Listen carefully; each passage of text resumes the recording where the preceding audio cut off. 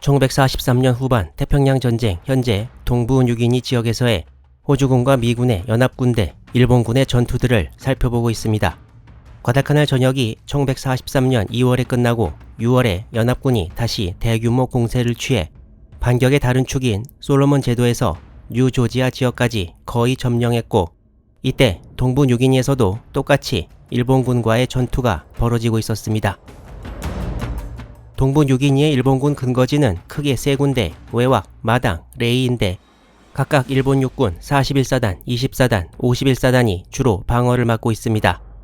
호주군과 미군의 연합군은 레이 남쪽 살라마와를 노리는 전투를 계속 치르면서 폭격대를 보내 외곽에 일본 육군 항공대에 큰 피해를 입히기도 했는데요. 이제 일본군 51사단의 최종 근거지 레이를 점령하기 위한 작전이 펼쳐집니다. 작전이 펼쳐질 지역의 지도를 조금 더 확대해보면 다음과 같습니다. 살라마와에서 레이까지의 직선거리는 약 38km이고 레이와 살라마와가 면해 있는 바다의 이름이 후온만입니다. 지금 살라마와의 일본군은 이 정도까지 밀려있는 상황인데, 연합군의 계획은 살라마와를 일단 점령한 다음에 레이로 올라가는 것이 아니고 살라마와 전선을 계속 압박하는 동시에 다른 병력을 동원해 레이를 점령해버리는 것이었습니다.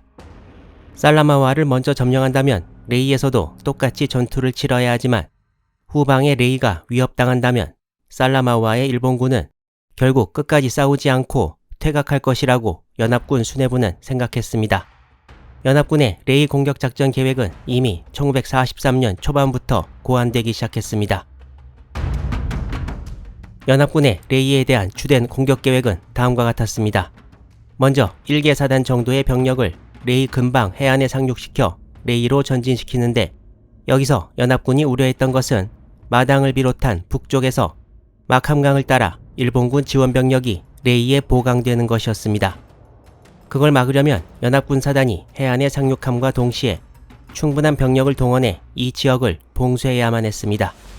이 지도에는 보이지 않지만 대략 이쯤에 위치한 칠리칠리 활주로에 상당수의 호주군 병력이 주둔하고 있지만, 마캄강까지 지형이 험해서 신속하게 뚫고 나가는 것은 사실상 불가능했습니다. 칠리칠리와 해안의 가운데 지점에도 호주군이 주둔하고 있지만 역시 대규모 병력의 신속 돌파는 무리였습니다. 하지만 연합군 수뇌부는 마캄강 북쪽 어느 지점에 오래된 활주로가 하나 있는 것을 발견했는데요. 따라서 마캄밸리라고 일컬어지는 이곳을 장악하기 위한 연합군의 작전은 공수부대를 강화시켜 오래된 활주로를 신속히 점령한 다음에 공수부대원들과 육지를 통해 마캄강을 건너 투입된 소규모의 호주군이 신속히 활주로 보수 공사를 해서 대규모 병력이 항공기를 이용해 내릴 수 있게 하고, 이렇게 항공기로 수송된 부대가 마당에서 레이로 오는 길을 막는다는 것이었습니다. 이제 연합군의 레이 공략 작전은 육해공을 전부 동원한 대작전이 될 것이었습니다. 이 작전은 오퍼레이션 포스턴이라고 이름 지어졌고 미군과 호주군의 최정예 병력이 동원됩니다.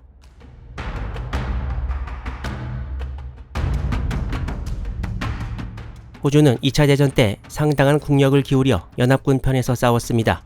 호주 육군은 2차 대전이 시작되자 해외 원정을 위해 세컨드 오스트레일리안 임페리얼 포스 AIF를 편성하는데, 퍼스트 AIF는 1차 대전에 참전한 부대고 세컨드는 2차 대전입니다. 세컨드 AIF에는 처음에 이렇게 보병 6, 7, 8, 9사단과 1기갑사단이 포함되었습니다. 또한 이 채널 시리즈에서 호주군 3사단과 5사단 등이 싸우는 장면이 소개되었는데요. 이 사단들은 밀리샤라고 불렸고 AIF와는 다른 호주 육군이었습니다. 호주군 부대를 표기할 때 이렇게 앞에 E/를 붙이는 경우는 밀리샤 소속이 아니라 세컨드 AIF 소속 부대라는 것을 나타내기 위함입니다. 세컨드 AIF에서 6사단과 7사단은 남태평양에서 계속 싸우고 있었고, 8사단은 싱가폴 및 라바울, 티모르 등 다른 지역에 배치되어 있다가 영국군이 싱가폴에서 일본군에 항복할 때 거의 모든 사단 인원이 포로로 잡혔습니다. 호주군으로서는 아주 치욕적인 결과라고 할 수 있는데요. 결국 전쟁이 끝나고 잡혀있던 호주군 8사단 병력 중 3분의 1은 돌아오지 못했습니다. 그리고 9사단이 남았는데 9사단은 세컨드 AIF와 밀리샤 부대를 통틀어 최정예 부대로 이름이 나 있었습니다. 구사단은 1941년 초부터 중동에 파견돼서 전투를 치르기 시작했고 특히 북아프리카 전선에서 엘 알라메인 전투 등에도 참가해서 연합군의 큰 승리에 보탬이 되기도 했습니다. 구사단은 태평양 전쟁 발발 후 일본의 호주에 대한 위협이 현실화되자 1943년 2월 귀국한 이후 훈련을 거쳐 남태평양에서 첫 임무를 맡게 되는데 그것이 바로 레이 상륙 작전이었습니다. 호주 육군 구사단장은 1943년 3월부터 지휘를 맡은 조지 우튼 소장이었습니다.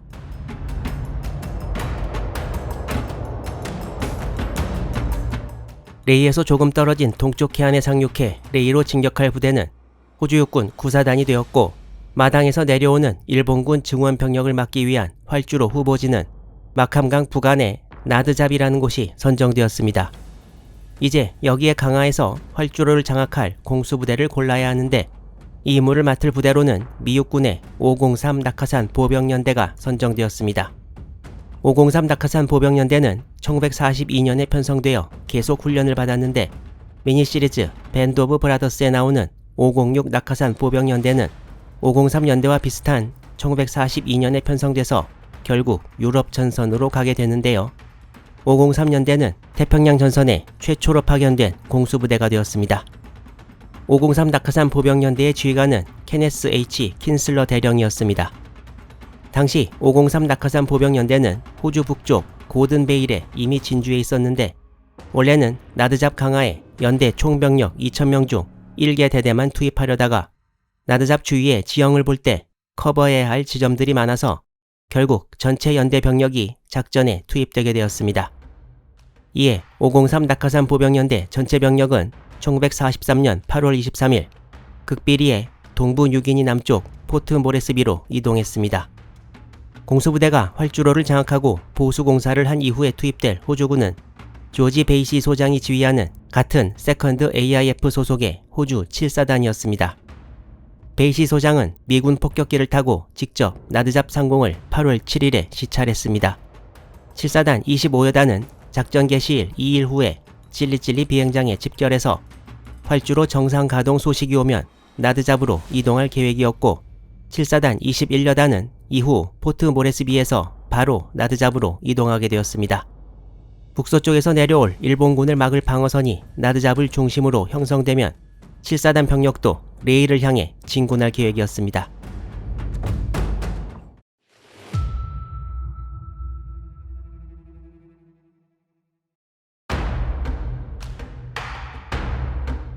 호주 육군 구사단에는 20, 24, 26의 3개 보병여단이 있었는데 6월부터 1개 여단씩 시작해 호주 북부에서 상륙작전 훈련에 들어갔습니다. 이 작전은 1차 대전 때 갈리폴리 전투 이후 호주군 역사상 최대의 상륙작전이 될 것이어서 철저한 준비가 필요했습니다.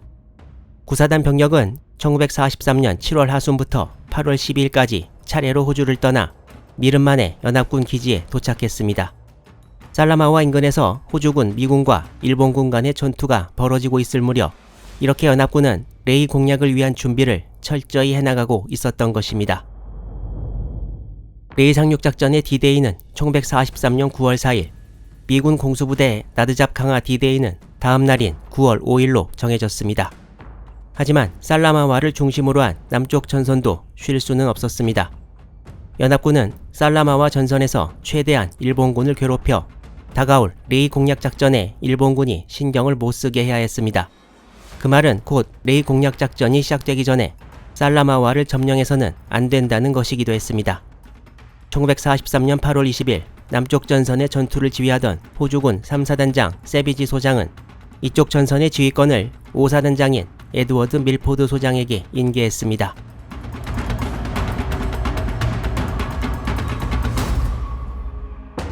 이건 이전 영상에서도 나온 당시 살라마와 인근 일본군 전선인데요. 8월 20일 이후 살라마와 전선의 상황에 관해 일본군 스스로 기록한 바에 의하면 연합군은 절대적으로 우세한 공군으로 완전히 제공권을 획득했으며 연합군 정찰기가 낮에 항상 상공을 초계하면서 아군 병사 단 한 명의 행동도 놓치지 않는다고 말하고 있습니다. 또한 일본군 측에서 수상하게 움직이는 징후만 보이면 집요하게 기총소사를 반복한다고 기록하고 있습니다. 또한 일본군은 레이에서 살라마와까지의 보급 및 지원을 레이에서 단정을 이용해 야간에 이동하는 방법을 자주 취했는데 연합군은 레이 근처 마캄강 하구에 일본군이 단정을 숨겨놓는 위치를 파악해서 전투기가 공격을 퍼부었고 야간에도 레이에서 살라마와로 가는 연안 해상을 저공으로 초기하면서 무언가 보이기만 해도 공격을 가하는 실정이었다고 적고 있습니다. 또한 공중뿐 아니라 해상에서도 미군 어뢰정이 해안에 수시로 출몰해서 일본군이 당시 느꼈던 무력감을 그대로 기록해서 전하고 있습니다. 일본군은 살라마와 전선에서 1943년 8월 23일까지 새로운 방어선에 배치한 병력 수를 기록하고 있는데 방어선을 3등분해서 살라마와에서 보기에 우측인 우지구대 382명, 방어선의 중간 지점인 중지구대 400명, 그리고 방어선의 좌측인 좌지구대에 1750명의 병력을 배치했다고 적고 있습니다. 이게 전체 방어선을 정확히 3분의 1로 잘라서 배치한 것인지는 알 수 없고요. 좀 더 자세한 자료를 보면 더 확실히 말씀드리도록 하겠습니다. 또한 전선에 배치된 병력 이외에 51사단 직할 포병대와 예비대 병력은 이 기록만 보면 각종 야포가 총 6문이었던 것으로 보이고 사단 예비대는 보병 제80연대 제1대대 병력 300명이었다고 합니다. 일본 육군 제51사단이 그야말로 형해화되다시피 한 것인데요. 이때 일본군 기록에 나와 있는 또 하나의 상황을 보면 퇴각 시 연합군의 공격으로 인한 혼란으로 병사들의 반합, 수통, 성냥 등이 없어져 버리는 경우가 많아서 밥을 짓는데 어려움을 겪었고 생쌀과 분말 미소시루를 그냥 먹어야 했던 병사들이 많아졌다고도 기술하고 있습니다. 이러한 상황 하에서도 51사단장 나카노 히데미츠 소장은 현재의 방어선을 최후의 1인까지 사수하라는 메시지를 8월 24일 휘하 장병들에게 전달했는데 여기서 뒤로 밀리면 이제 바다밖에 없기 때문에 어쩔 수 없는 상황이었습니다. 호주군 5사단을 맡아 휘하 15여단 29여단과 미군 162연대를 지휘하는 밀포드 소장의 상황은 어땠을까요? 일본군보다는 나았겠지만 연합군의 상황도 이상적인 것은 아니었습니다. 휘하 호주군 15여단은 짧게는 2개월에서 길게는 6개월까지의 전투를 통해 전력이 많이 약화되어 있었고 29여단은 전투 경험이 거의 없었습니다. 또한 당시 미군 162연대의 전력도 완편 시의 33% 정도에 불과했다고 합니다. 그리고 사력을 다해 방어선을 지키는 일본군에 맞서 살라마와를 공격하되 레이 공략작전 시작 전에 점령하지는 말라는 지침도 있어서 2차 대전 발발 이후 처음 일선 지휘를 맡은 밀포드 소장은 머리가 좀 복잡하지 않았을까라는 생각도 듭니다. 밀포드 소장은 연합군의 공격 지점으로 여기 있는 찰리 힐을 지목했는데요. 일본군 수비 병력도 이곳에 많이 몰려있는 것으로 보였고 일단 이곳을 장악하면 프란치스코강 하구 및 살라마와 활주로를 향해 다운힐로 달려나갈 수 있을 것으로 보았습니다. 따라서 밀포드 소장은 호주군 29여단과 미군 162연대를 찰리 힐이 있는 쪽, 그러니까 일본군 좌지구대 쪽으로 투입했고 호주군 15여단은 더 북쪽에서 일본군을 공격하도록 했습니다. 이때부터 연합군의 레이 상륙작전이 진행될 때까지 살라마와 전선에서도 도처에서 호주군 미군과 일본군 간의 격전이 계속 벌어지게 됩니다. 연합군 수뇌부가 계획했던 대로 살라마와 전선에서의 전투는 레이 상륙작전이 시작될 때까지 끝나지 않는데요. 8월 하순에서 9월 초까지의 살라마와 전선에서의 전투는 개별적인 소규모 전투가 계속 이어져 이걸 전부 서술하는 것은 의미가 없을 것 같고 다시 레이 공략작전 상황으로 돌아가 보도록 하겠습니다.